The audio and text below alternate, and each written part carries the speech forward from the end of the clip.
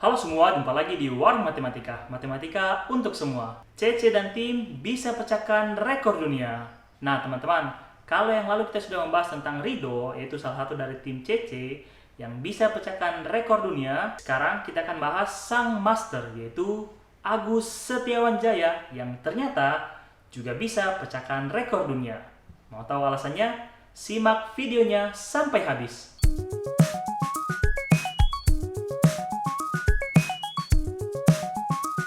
Oke teman-teman, seperti yang saya sampaikan lalu bahwa saya tidak punya kapasitas untuk membedah editing video-video CC. Dan juga saya tidak punya kapasitas untuk mempraktekkan gerakan-gerakan bela diri, khususnya silat. Karena background saya adalah bukan dalam bela diri.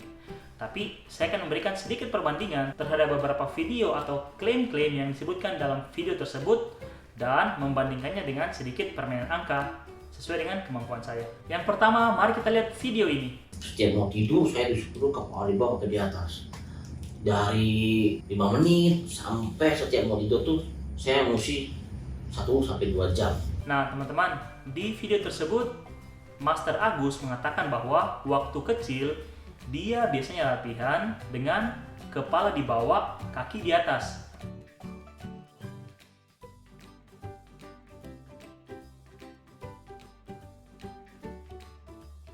Yang istimewa adalah bukan handstand-nya, tetapi berapa lama dia melakukannya.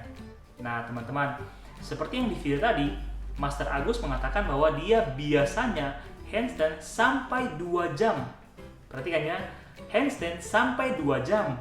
Wow, ini waktu yang sangat lama. Setelah saya cari-cari di YouTube, saya menemukan video ini nih. Silahkan disimak.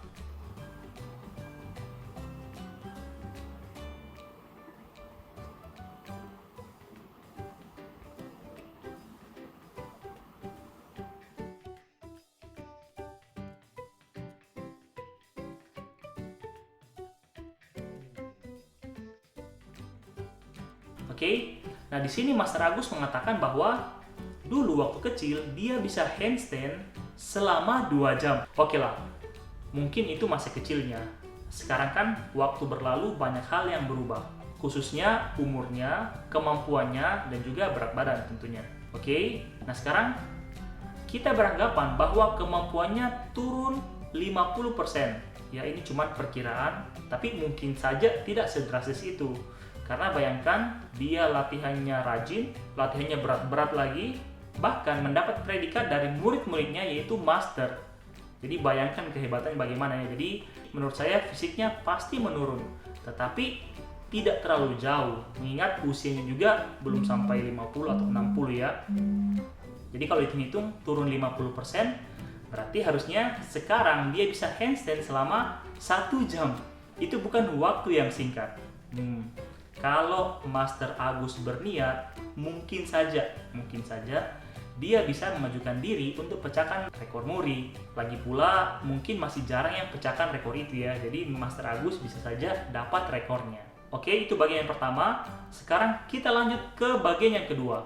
Kita lanjutkan video yang tadi. Mari kita simak. Nah pagi harinya saya disuruh main kuda-kuda. Tahan kuda-kuda dari 5 menit sampai 3 jam. Itu bahkan itu belum termasuk hukuman. Jadi kalau saya nakal, saya disuruh kuda-kuda lagi. Sehari bisa 2-3 kali karena saya nakal. Oke teman-teman, video yang tadi saya sudah putarkan. Sayangnya lagi saya tidak dapat video pembanding untuk video yang ini nih, karena belum ada mungkin yang memecahkan rekor untuk kuda-kuda terlama ya, untuk bela diri. Nah karena basicnya pencaksilat, berarti ini kuda-kuda model atau gaya pencaksilat teman-teman. Kalau berdasarkan video yang tadi, dia biasanya kuda-kuda itu maksimal 3 jam. Maksimal 3 jam. Kemudian kalau dia nakal, itu bisa disuruh 2-3 kali. Bayangkan, kalau dia posisi kuda-kuda 3 jam, kemudian maksimal 3 kali sehari, berarti teman-teman, Master Agus ini bisa melakukan kuda-kuda maksimal 9 jam. Wow, 9 jam itu bukan waktu yang singkat loh. Berarti bukan main-main orang yang dapat melakukan hal ini. Nah, seperti yang bagian pertama tadi, itu kan dilakukan Master Agus saat dia kecil. Ya, saat dia kecil. Nah, karena bertambahnya usia, terus bertambahnya berat badan, dan segala macam faktor-faktor yang bisa mengurangi kemampuannya, kita anggap saja kemampuannya turun 50%. Dengan catatan, dia ini adalah seorang praktisi yang latihannya intensif, maka dari itu harusnya dia bisa menjaga stamina-nya ya. Oke, kalau kurang 50% berarti dari 9 jam maksimal dia bisa posisi kuda-kuda, harusnya sekarang dia bisa memperagakan posisi kuda-kuda itu maksimal 4,5 jam. Bayangkan loh, 4,5 jam hanya untuk kuda-kuda, belum lagi latihan yang lain. Jadi teman-teman, untuk hal ini juga kalau Master Agus berniat nih, kalau misalnya dia berniat, bisa saja diajukan ke rekor dunia atau paling tidak rekor Indonesia. Mungkin saja untuk kasus yang ini dia bisa pecahkan rekor dunia. Luar biasa ya. Oke, mari kita lanjut ke bagian ketiga. Kita lanjutkan video yang tadi. Disitulah saya diajarkan oleh orang tua saya mengulangi jurus sampai 1-100 kali diulang seharian tuh. Ya dari jam 7 malam sampai selesainya itu kalau nggak salah jam setengah 11 malam. Nah, di situ dikatakan bahwa dia latihan itu jurus-jurus 1-100 kali. Jam 7 malam sampai 10.30 atau setengah 11 malam. Jadi kalau dihitung-hitung dia latihan malam 3,5 jam. Kalau dia bilang sih itu seminggu atau 5 hari lah. Jadi 3,5 jam tiap malam ya. Kalau teman-teman perhatikan yang tadi, informasi-informasi yang dia sampaikan, dia mengatakan bahwa dia juga ada sekolah, mungkin juga ada latihan-latihan yang lain, yang tadi ada kuda-kuda, terus ada juga handstand.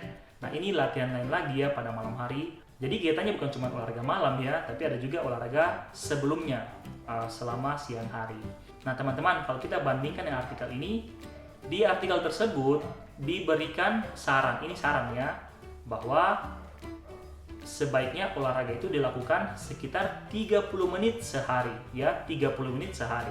Sementara kalau kita bandingkan dengan kegiatan Master Agus pada malam hari tadi, 3,5 jam dibagi 30 menit atau 0,5 jam, berarti Master Agus melakukan olahraga 7 kali lebih banyak daripada waktu yang disarankan untuk manusia rata-rata ya.